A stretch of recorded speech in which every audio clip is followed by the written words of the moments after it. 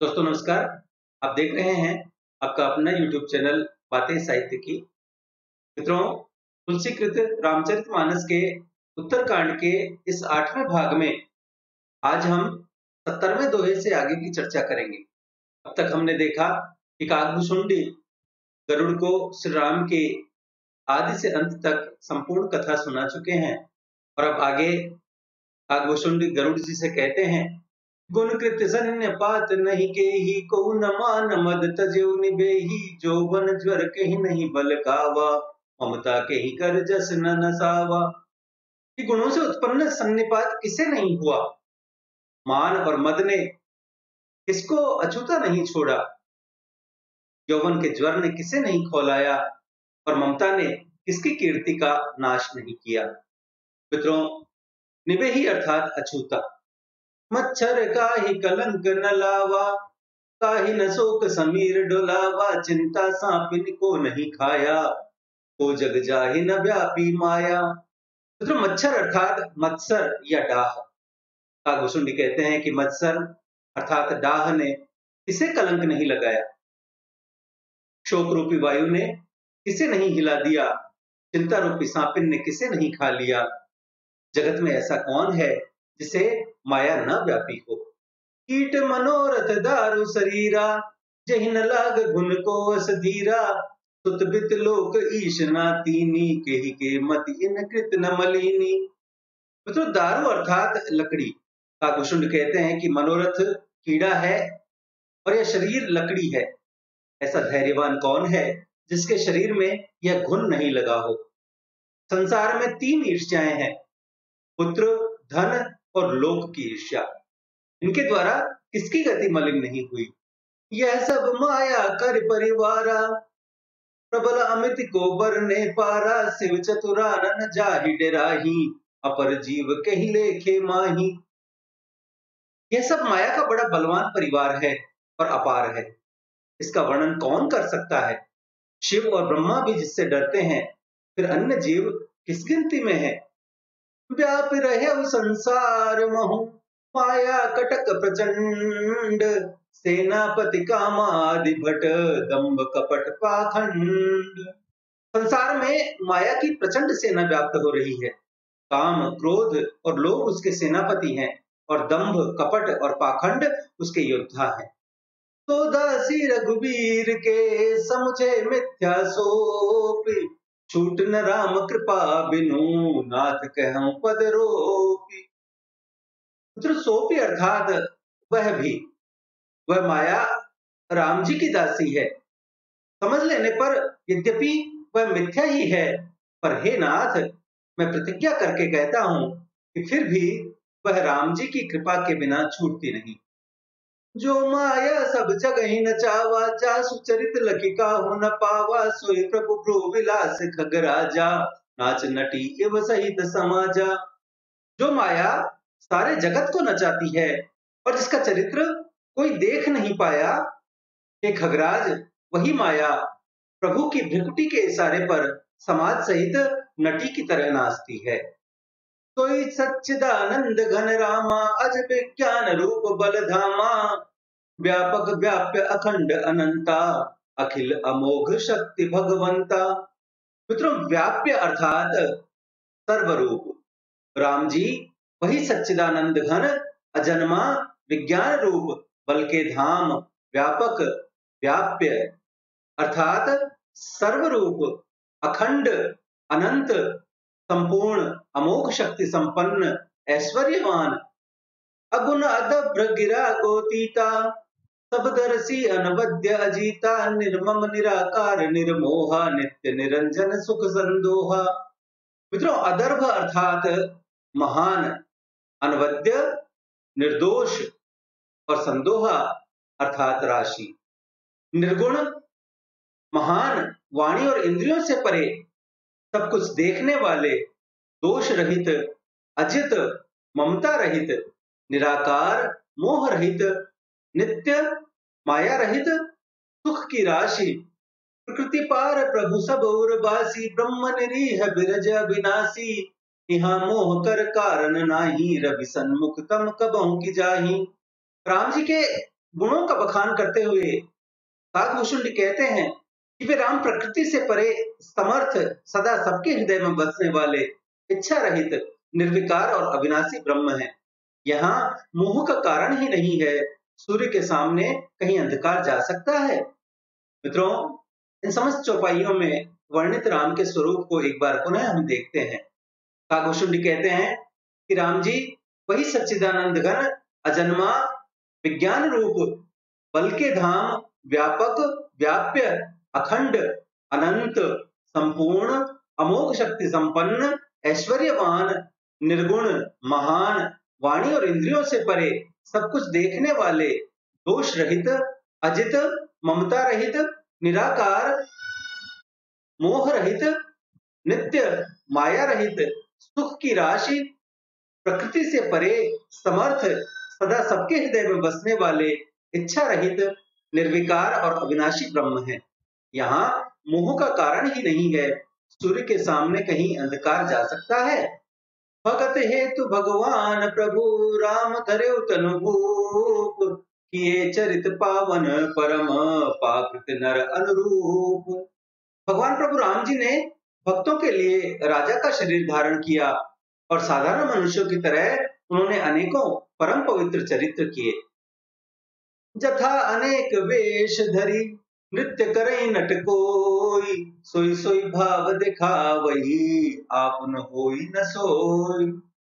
इस प्रकार कोई नट अनेक वेश धारण करके नृत्य करता है और वेश के अनुसार वही भाव दिखाता है, पर वह स्वयं वैसा नहीं हो जाता। असि रघुपति लीला और गारी, तनुज विमोहन जन सुखकारी, जे मति मलिन विषय बस कामी, प्रभु मोह धर ही इम स्वामी। ये गरुड़ राम जी की लीला ऐसी ही है, वह राक्षसों को मोहित करने वाली और भक्तों को सुख देने वाली है। जो मनुष्य मलिन मति वाले, विषयों के वश में और कामी हैं, हे स्वामी, वे ही प्रभु पर इस प्रकार मोह का आरोपण करते हैं।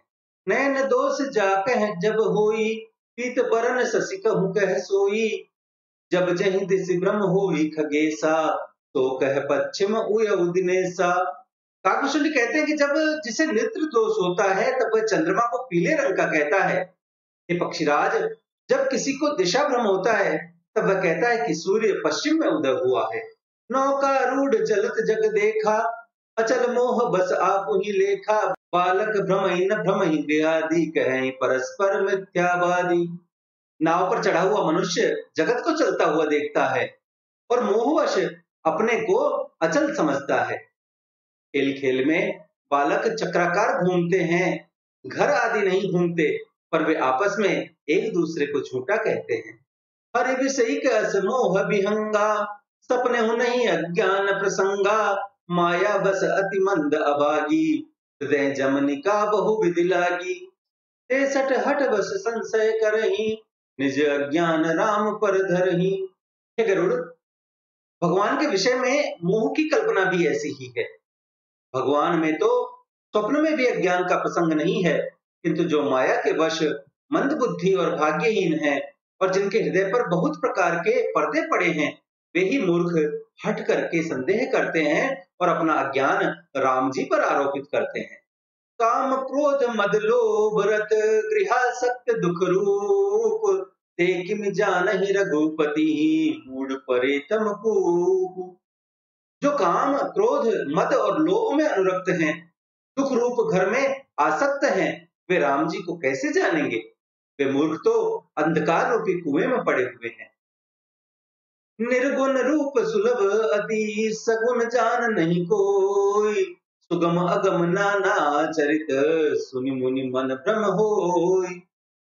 निर्गुण रूप अत्यंत सुलभ है, परंतु सगुण रूप को कोई जानता नहीं।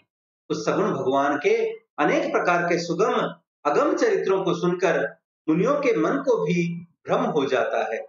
सुन खगेश रघुपति प्रभुताई, कहूं जथा मति कथा सुहाई, जय विधि मोह भयो प्रभु मोही, तो सब कथा सुनावहु तो ही।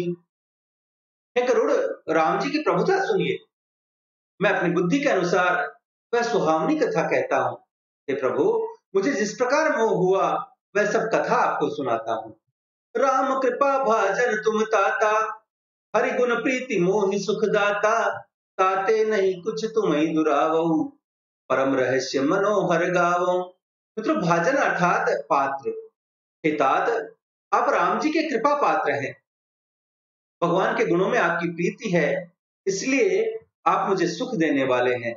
इसी से मैं आपसे कुछ भी नहीं छिपाता और परम मनोहर और रहस्य की बातें गाकर आपको सुनाता हूँ। सुनहु राम कर सहज सुभाऊ, जन अभिमान न राखई काऊ, संसत मूल मूल प्रद नाना, सकल शोकदायक अभिमाना। मतलब जन अर्थात भक्त या सेवक। राम जी का सहज स्वभाव सुनिए। वे भक्त के हृदय में अभिमान कभी नहीं रहने देते, क्योंकि अभिमान संसार का मूल, अनेक क्लेशों तथा समस्त शोकों को देने वाला है। ताते करई कृपा निधि दूरी, सेवक पर ममता अति भूरी, जिम शिशु तन ब्रन होई गोसाई, मातु चिराव कठिन की नाई। मित्रों, भूरी अर्थात बहुत और ब्रन अर्थात थोड़ा। इसी कारण कृपानिधि उसे अर्थात अभिमान को दूर कर देते हैं, क्योंकि सेवक पर उनकी अत्यंत अधिक ममता रहती है। हे गोसाई, जिस प्रकार बच्चे के शरीर में जब फोड़ा हो जाता है तो माता उसे कठोर हृदय वाले की तरह चिरवा डालती है। यद्यपि प्रथम दुख पावई, रोवई बाल अधीर, व्याधि ना सहित जननी, बनति न सो शिशु पीर। यद्यपि पहले बच्चा इससे दुख पाता है और अधीर होकर रोता है, तो भी रोग के नाश के लिए माता बच्चे की पीड़ा को कुछ भी नहीं गिनती। तिमिर गुपति निज दास कर, हरहि मान हित लागी, तुलसीदास ऐसे प्रभु ही, कस न भजऊं भ्रम त्यागी। उसी प्रकार राम जी अपने दास का अभिमान उसके कल्याण के लिए हर लेते हैं। तुलसीदास जी कहते हैं कि ऐसे प्रभु को भ्रम त्याग कर क्यों नहीं भजते। राम कृपा आपन जड़ताई, कहूं खगेश सुनहु मन लाई, जब जब राम मनुज तनु धरहि, भक्त हेतु लीला बहु करहि। हे गरुड़, राम जी की कृपा और अपनी मूर्खता का हाल कहता हूं, मन लगाकर सुनिए। जब जब राम जी मनुष्य शरीर धारण करते हैं और भक्तों के लिए बहुत सी लीलाएं करते हैं, तब तब अवधपुरी मैं जाऊं, बाल चरित बिलो की हरसाऊं, जन्म महोत्सव देखूं जाई, परस पांच तह रहूं लो भाई। ये गरुड़, तब तब मैं अवधपुरी जाता हूँ और राम जी के बाल चरित देखकर हर्षित होता हूँ। वहां जाकर मैं राम जी का जन्म महोत्सव देखता हूँ और 5 वर्ष तक लुभाया हुआ वहीं रहता हूँ। इष्ट देव मम बालक रामा, शोभा वपुष कोटि सत कामा, निज प्रभु बदन निहारी निहारी, लोचन सुफल करम मुरगारी, लघु बायस बपु धरि हरि संगा, देखऊं बाल चरित बहुरंगा। मतलब बपुष अर्थात शरीर, बदन अर्थात मुख और बपु अर्थात शरीर। काकभूषुंडी कहते हैं कि मेरे इष्ट देव बाल स्वरूप राम जी हैं, जिनके शरीर में अरबों कामदेवों की शोभा है। अपने प्रभु के मुख को देख देख कर हे गरुड़, मैं नेत्रों को सफल करता हूँ। छोटे से कौवे का शरीर धरकर और भगवान के साथ फिरकर उनके अनेकों प्रकार के बाल चरित्रों को देखा करता हूँ। लड़िकाई जय जय फिरई, तय तय संग उड़ाऊं, जूठनी परई अजिर मह, सो उठाई करि खाऊं। बालपन में वे जहां जहां फिरते हैं वहां वहां मैं साथ उड़ता हूँ और आंगन में जो उनकी झूठन पड़ती है वही उठा करके खाता हूँ। अजिर अर्थात आंगन। एक बार अतिशय सब चरित किए रघुवीर, सुमिरत प्रभु लीला सोई, पुलकित भयउ शरीर। एक बार राम जी ने अत्यंत अधिकता से सब चरित किए। प्रभु जी की उस लीला का स्मरण करते ही काकभूषुंडी का शरीर पुलकित हो गया। कहे बसुंड सुनौ खगनायक, रामचरित सेवक सुखदायक, नृप मंदिर सुंदर सब भांति, खचित कनक मणि नाना जाति। काकभूषुंडी कहने लगे कि हे गरुड़, सुनिए, राम जी का चरित्र सेवकों को सुख देने वाला है।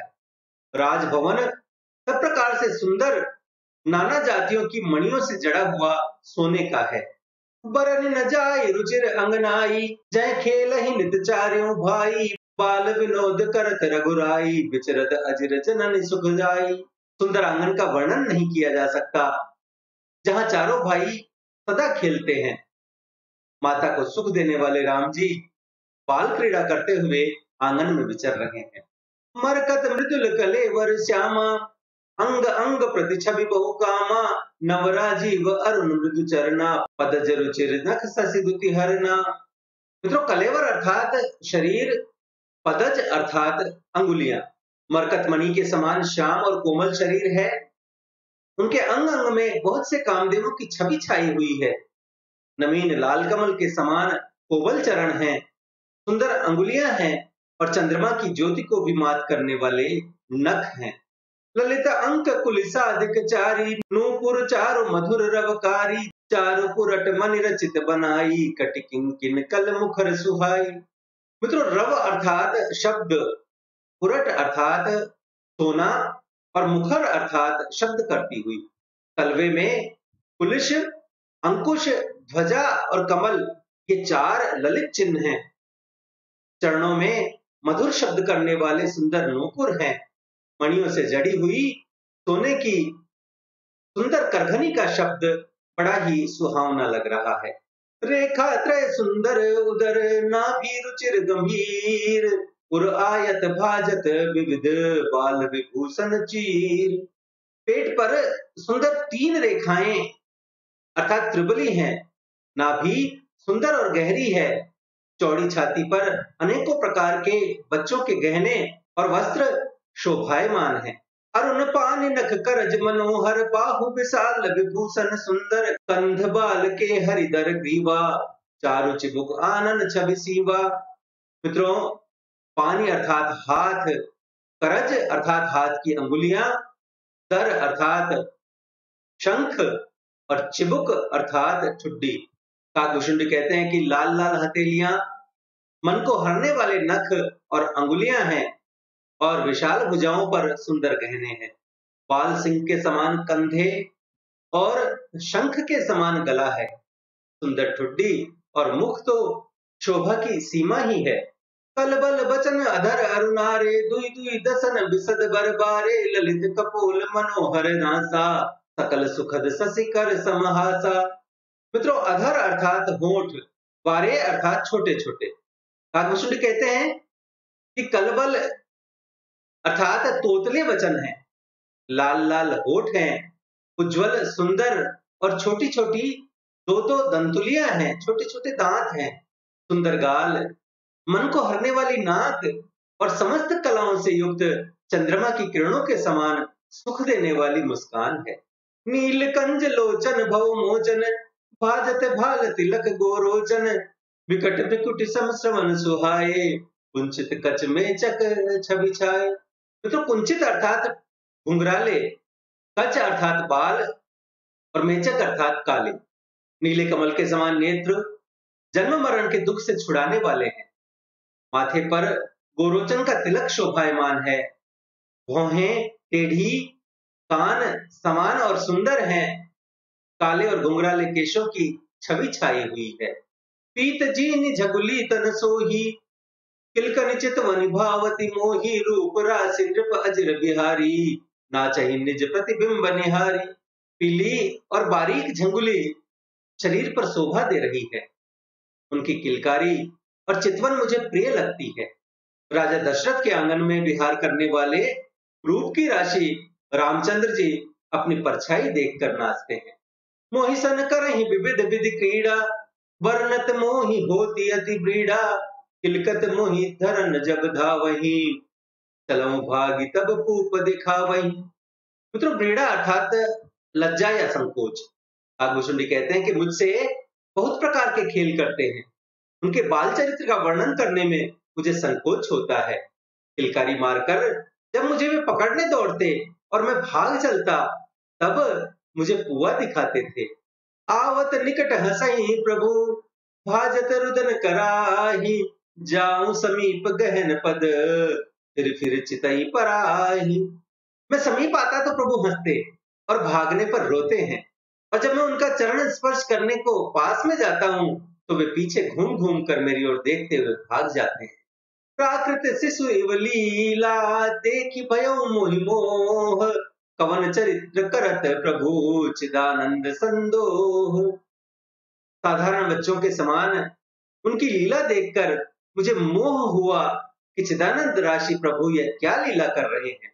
इतना मन आनत खगराया, रघुपति प्रेरित व्यापी माया, सो माया न दुखद मोहि काहि, आन जीव इव संसृत नाही। हे पक्षीराज, मन में इतनी शंका लाते ही राम जी की प्रेरणा से माया मुझ पर छा गई, और वह माया मुझे दुखदाई नहीं हुई और ना अन्य जीवों की तरह मुझे संसार के बंधन में फंसाने वाली हुई। नाथ यहाँ कछु कारण आना, सुनहु सो सावधान हरि जाना, ज्ञान अखंड एक सीतावर, माया बस्य जीव सचराचर। हे नाथ, यहाँ कुछ और ही कारण है। हे विष्णु वाहन, हे गरुड़, सावधान होकर सुनिए। एक सीतापति राम जी ही अखंड ज्ञान स्वरूप हैं और बाकी समस्त जड़ चेतन जीव माया के वश हैं।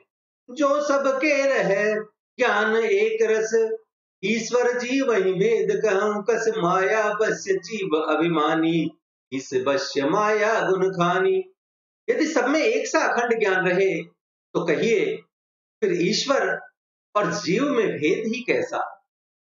अहंकार युक्त जीव माया के वश है और सत रज और तम गुणों की खान माया ईश्वर के वश में है।